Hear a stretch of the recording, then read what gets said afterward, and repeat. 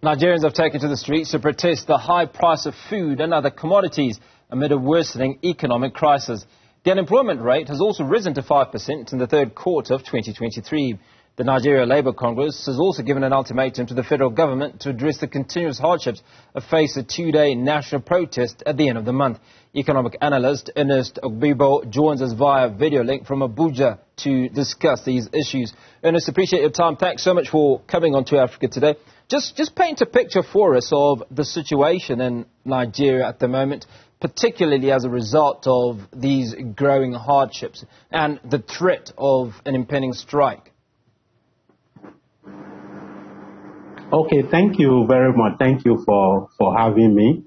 To say that the situation is there in Nigeria right now is more like an understatement. The inflation has eaten very deeply into the income and people's pocket, and this has been aggravated even by the shortage of food, to the extent that there's no guarantee in terms of pricing for ordinary basic food items. And because of the tight income levels of a majority of the population, there is basically no room for adjustment. And this is what is leading to some social unrest and protests.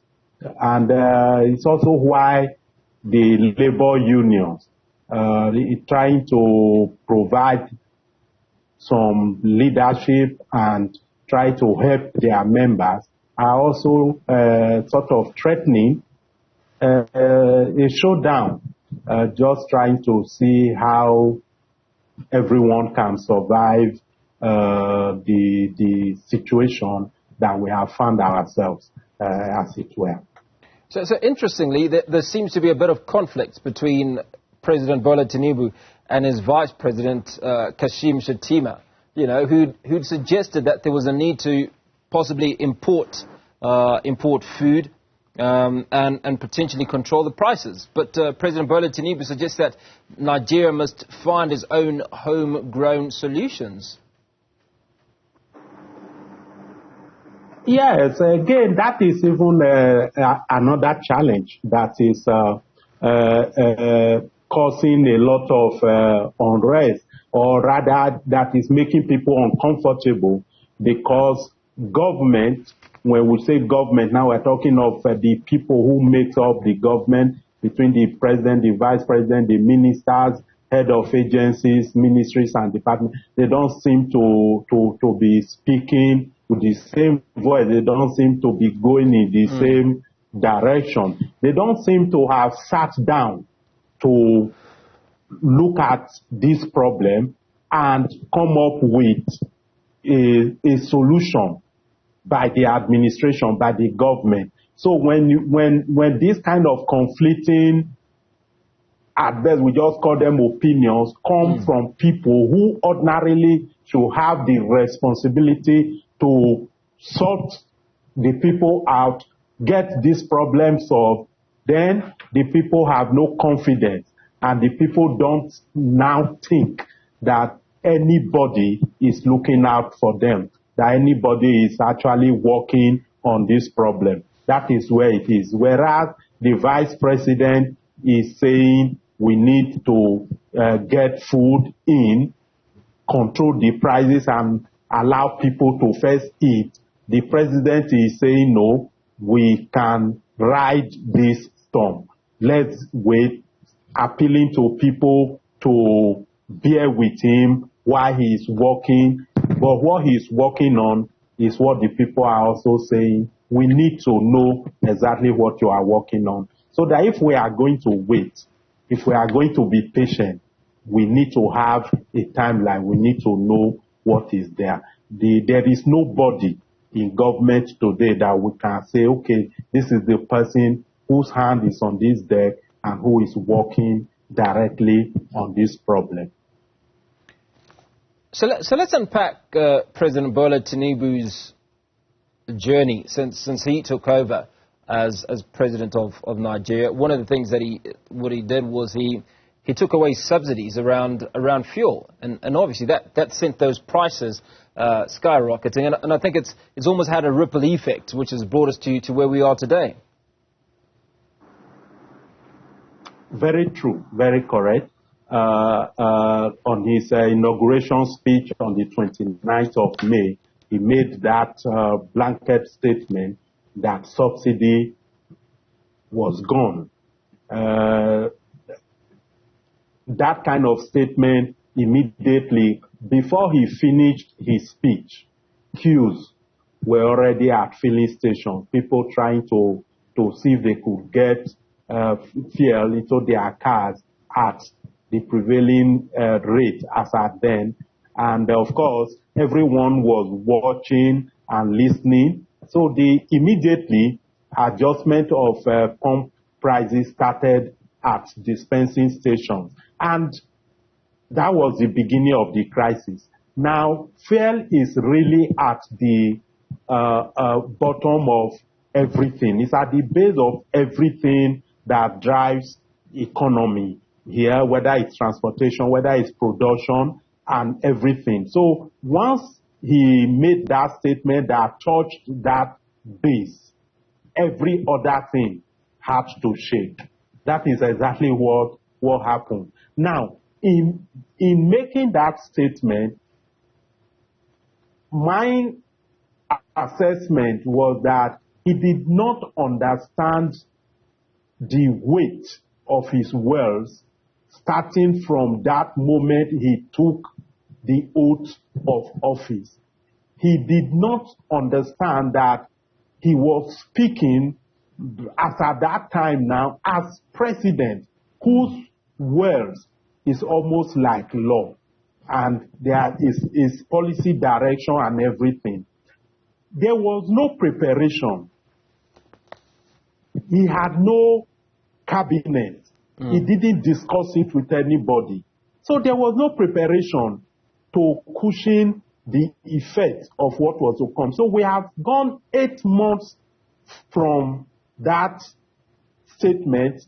Subsidy is gone. We are still waiting for government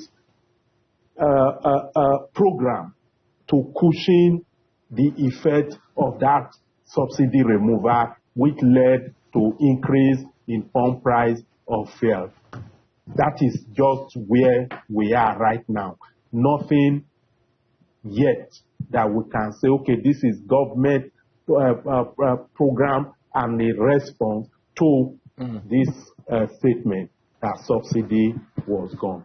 Ernest, very, very quickly as we wrap up the show, let's talk about the provision of food. Now, there's been drought in many countries, whether it's West Africa or Southern Africa, and there is a need to import food in order to feed the people.